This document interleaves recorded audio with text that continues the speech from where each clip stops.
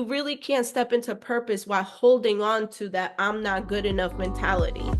Welcome to the Courageous Hustler podcast. I am your host, Sandra Ocasio from sandraocasio.com, founder and CEO of the Courageous Hustler Empowerment brand. Our mission is to empower you to recognize that you can become everything you've ever dreamed impossible in your life and embrace and embody the courageous hustler in you. In this community, fear does not stop our purpose. We just learn how to walk with it. To stay up to date on all upcoming episodes, make sure to subscribe, tune in each week. And with that being said, let's get into today's episode. Hello, courageous hustlers. Welcome back to another episode. I am so excited that you are here today. If this is your first time joining our community, I am excited. We get to talk about how you can really utilize your mindset as the blueprint for success, right? And so let's go ahead and get started. Let's get something straight, right? Your life right now, it's not by accident. It's not just bad luck or just the way things are. It's really a result of how you think, right? Your mindset is the blueprint. And whether you realize it or not, every thought you have is either laying bricks for success, or it's building a house of self-sabotage, and you get to choose, right? So if you're feeling stuck, frustrated, and wondering why your goals feel just out of reach, I want you to really sit back and enjoy this episode, because with this episode, I really want to walk you through this, and I really hope that this is a wake-up call for no more running on autopilot. It's really time for you to take the wheel back, and let's just figure out how you're going to flip your mindset and rewire some of your thoughts and start building the life you actually want, right? The power of mindset really starts with you getting focused on what you actually want, right? Your mindset isn't just about how you feel. It's literally shaping your results, right? A fixed mindset will say, I'm the way that I am, and that's that. And a growth mindset is going to say, I can learn, improve, and guess better. And guess which one of those two wins, right? Obviously, a growth mindset, right? Your thoughts, they shape your beliefs, and your beliefs will fuel your actions, which in result will create your results, right? This isn't about thinking positive all the time, because let's be real, life is super messy. There is like, even the most positive person in the world, even the strongest man in the world, he probably doesn't stay positive all the time, whether it's a man or a woman. I don't know. I'm just saying, right? And it's about recognizing when your thoughts are working against you and choosing better ones in that moment, right? Have you ever noticed how two people could go through the same struggle, but one thrives and then the other one crumbles? That's not luck. That has nothing to do with luck. That has everything to do with mindset, right? It has everything to do with perspective on how you are going to move forward. And so essentially, your mindset really becomes your blueprint to your success, right? Think of your thoughts like a blueprint, right? And I want you to think of this as like an architect's blueprint, right? Before a skyscraper is built, the blueprint has to be super solid, right? You can't just hope for a strong foundation in a strong building. Like, you have to literally design it that way in order for it to actually be a great building. And so the same goes for your life, right? Your thoughts become your beliefs, which then in turn become your actions, and then they turn into your results. And so you can't build $1 million business on a I'm not smart enough foundation. It just doesn't work. It's not going to work for you. I don't know if anyone has been able to actually be successful with that type of mindset. I mean, I'm pretty sure maybe, but to be honest with you, I look at that as an anomaly. I don't look at that as a common thing. I honestly do think, and we all don't start with $1 million mindset either. Let's just be real, right? And so I don't necessarily want you to feel like, oh, well, my mindset is not in the right place. How I want you to take it and say, and this is where you have to be real with yourself, right? And the reality is you can't create freedom while saying to yourself or believing I'm stuck. Don't say that to yourself. If you really want to create that type of freedom, you have to tell yourself better things, right? And you really can't step into purpose while holding on to that I'm not good enough mentality. And so let's check your blueprint. Let's take a look at it. What's written in there? What have you actually said to yourself? And is this setting you up for the success? Or is it setting you up for self-sabotage? And if your mindset is working against you, your results will reflect that, right? So this is where you have to think about, what do you actually want to build? And this is why I want to go over what are some of the things what does that trash mindset look like, and how do we break free from that? If mindset is so important, why is it so hard to shift our thinking? And the reason for that is because sometimes your brain is lazy. Let's be real. Your brain is lazy. And in fact, your brain doesn't know the difference between the truth and a lie. That is scientific. Your brain does not know the difference between the truth or a lie. So if you keep telling yourself negative things, the brain's going to say, all right, let's just stay here, right? And your brain, it loves old patterns, even if they're patterns that keep you stuck. So that repetitiveness is what keeps you stuck. Another reason is fear keeps you stuck because what if we try and it fails? If you do fail, you need to understand that you're still going to survive. Failure does not mean that's the end of my story. Failure is an opportunity for growth. Then another one could be society has trained you to play small, right? But that's their story, not yours. The common limiting beliefs that's keeping you small is I'm not smart enough. Who told you that? We talked about this in the last episode. Who told you that? Who told you that you're not smart enough, and why are we still believing them? Or a very big one that I've seen commonly is it's too late for me.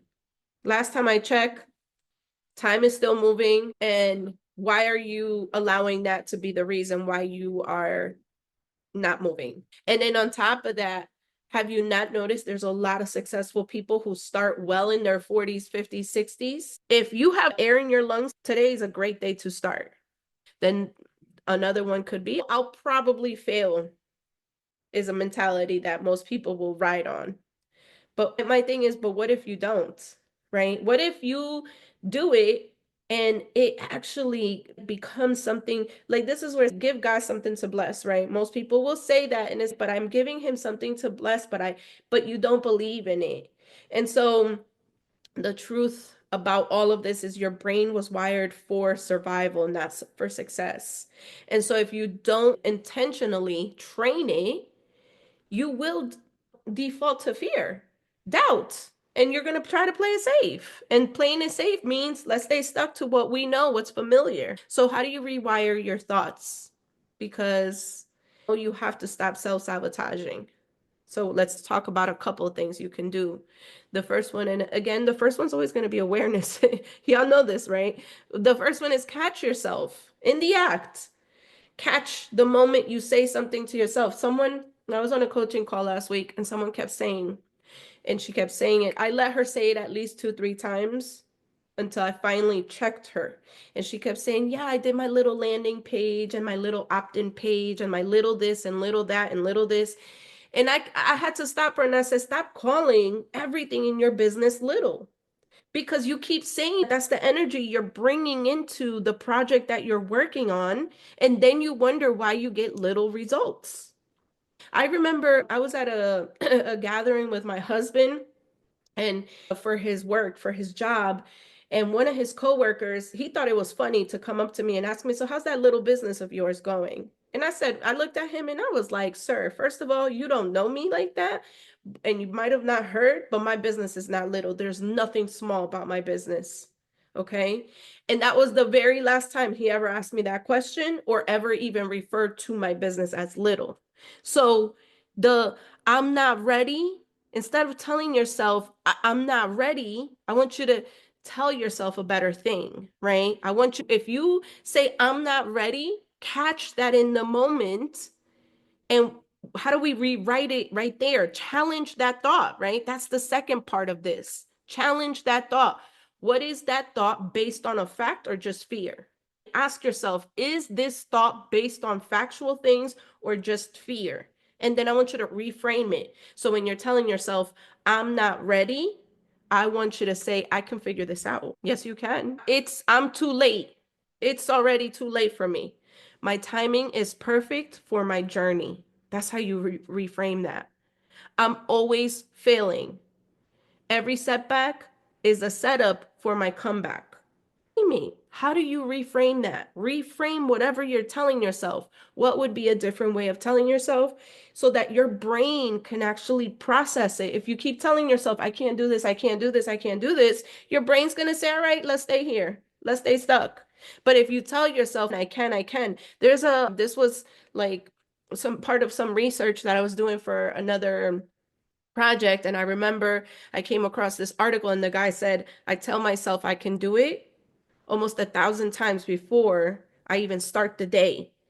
1,000 times he tells himself, and then he actually started having his team say it with him before they start their day. I think it took them no more than 5 minutes to actually say it because they were saying it fast and saying it fast. They did this every single day for I don't even know how long. But the reason he even took this approach, and it literally scientifically proved that his team members were able to just figure it out. The brain was rewiring to say, any challenge that comes up, I can figure this out. This is where I'm going to say, lean in on your why. If your why is not big enough, you're always going to get stuck on the how. You're always going to figure out, oh, I can't figure this out. I don't know how to make it work. Well, then that means your why is not big enough. That means that you have not sat down and actually said, this is so important to me that it does not matter what comes up. And so I'm going to take you back to visualize yourself, your future self, because your future self already figured it out. So start acting like that. Start acting like her, right? And then honestly, the last part, the last, I feel like the last step of this would be repeat that every single day. Your brain needs proof. So feed it proof every single day. Even if you don't see the proof right away, you need to do it every single day. That repetition is going to actually be what creates the better habits, the better thoughts, the better habits, the better beliefs, which in turn become action and then turn become the results that you get, right? Rewiring your brain isn't a one-time thing. It's a daily work. You have to do this every single day. But the good news is you get to control the switch. You get to control what goes in, right? This is why we have to be so mindful what we're consuming, how we're consuming things, because we often watch trash and then we wonder why we think so poorly.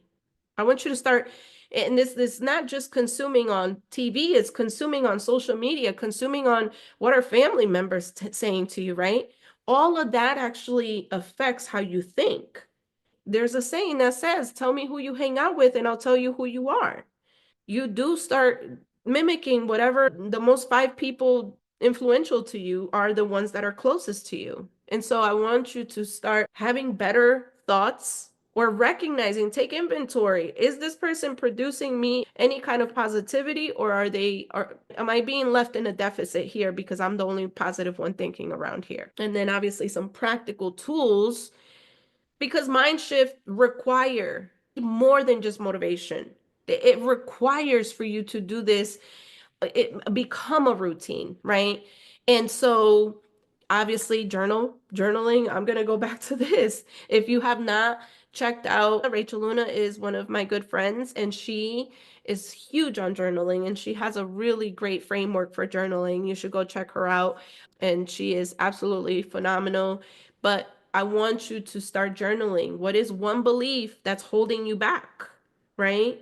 Maybe that could be a journal prompt. Or what could you change if you believe the opposite?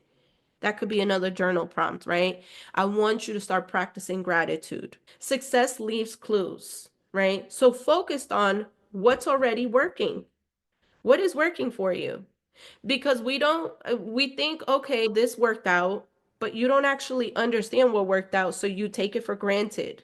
And so I want you to pay attention to how success leaves you clues, and then hold on to that and be grateful for that. Mindfulness and meditation, obviously, train your brain, train yourself to observe your thoughts instead of just believing every single one of them. I remember when I started having that desire that I wanted to become a speaker, and I wanted to speak on big stages, and I wanted to become an international speaker and all of that. When I first started that, I used to tell myself, because, and here's the thing that was happening, every single time I would have to talk or I would have to speak, I would literally shake. If I knew the mic was being passed down, and this would happen to me at speaking engagements, if I saw the mic coming down, I would shake, I would get so nervous. And then the mic, I would have the mic in my hand, and I promise you, the first thing was, oh my God, I hope these words come out the right way. And I mumbled through a lot of it. But the only way for me to get good at it was to actually keep telling myself I'm the best speaker in the world. And every time I'd be like, you suck at it, you're horrible at it. All the things, all the thoughts that would come, I would say the opposite. I would literally get on my feet and say, I am the best speaker in the world. And it worked out for me. I'm still telling myself that. Even through recording episodes, I tell myself that. I pray that I'm leaving it all in this episode, and that you're walking away with a feeling of, you know what? I can do it. And believe me, if I can do it, which this past summer, and I'm actually at the time of this recording, this past summer, which was last year in July, I actually, no, take that back, not July. In July, I started getting, my doctor kept saying, hey, I think you should get tested. That's when I went to go get a physical, and he's, I think you should get tested for ADHD. It seems like you're having concentration issues and all of that, right? Sharing this little personal tidbit because I hope that it helps you understand that even when you're being labeled as something, that still doesn't define you. So, anyways, long story short, got my physical in July, went to get ADHD tested in October, and here we are, February of 2025, and I'm being told, oh, I want you to test all these medications. The reality for me is that I'm not taking medications. I will find an alternative. Yes, does it sound like I have some type of learning disability, ADHD, and all of that? None of that has defined me thus far. And while I appreciate them giving me that information, it gave me insight to, okay, so my brain works a little bit different. I need to operate a little bit different so I can stay focused, so I can do work, so I can be successful, but it doesn't define who I am as a person. And I pray that by me sharing this, it motivates you to actually understand that regardless of what people have told you in the past, a medical professional, now here's the thing, I'm not a doctor, I'm not a medical professional. I'm just saying you get to choose what defines you. And if there's a diagnosis that's supposedly define you, that still doesn't define who you are. You still get to say, I am not these diagnoses. Obviously, if you're working with a medical professional, I am not a medical professional. Let me give that disclaimer right now. Nor is this medical advice or anything like that. If you are working with a medical professional and he's telling you this is what you need to do, by all means, you have to follow whatever works for you, right? I'm choosing the more holistic path because I don't necessarily want to be dependent on any kind of medication. That's just what works for me and my family, okay? But the whole point of me sharing that is because it is important for you to take inventory of what are people labeling you as, right? For a long time, I had this label that I had given myself that I was a teen mom, because I truly was a teen mom. I had my first daughter at 8, right? And for a long time, I was telling myself I can't be successful because I was a teen mom. That didn't define me. I had a baby. I didn't have, it's not like it was a disease. It was a baby, right? but I allowed for what people were telling me to define what I was going to become. And most people were like, you're not going to be successful because you had a baby at a young age. That didn't define me. I allowed for that to get in my head a little, but then I made different choices so that I was able to actually break out of that lie I told myself, right? My mindset had a lot to do with that. And, some of the tools we talked about, obviously journaling, practice gratitude, mindfulness, and meditation, if that's what you like. But training yourself to observe when your thoughts come up instead of just believing every single one is really important, right? Making sure that you catch it in the morning so that you catch it in that moment so that you could then release it, right? And I want you to audit your circle. I want you to take inventory of who are you listening to. And again, this goes back into making sure that you're understanding what you're consuming, whether it's on social media, on the internet, on TV, or family members. And your environment really does equal your beliefs. So I want you to choose wisely. Your brain is like that old friend who's always saying, but what if this goes wrong? Tell them to sit down and let them just have a seat, sir. I got this. It's going to go right. It's not a what if this goes wrong? It's a this is going to go right and watch me. That's what I want. I want you to have that attitude. So your mindset is not just this woohoo concept. It's really the foundation to everything that you create, right? And so if you don't like your reality, you need to check your blueprint. That's the reality of all of it.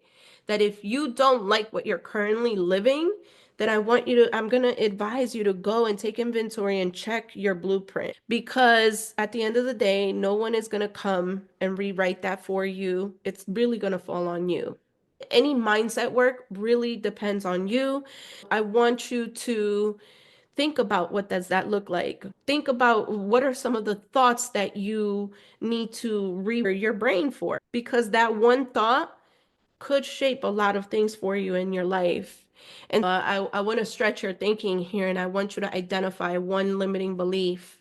And again, I'm going to hold you accountable. So if you identify one limiting belief that you're ready to ditch, that you're ready to part ways from, I want you to think about it and then DM me or email me. Again, you can find me at info@sandroocasio.com. Email me and tell me what is one limiting belief that you're ready to ditch and just say, I'm done with this limiting belief for good.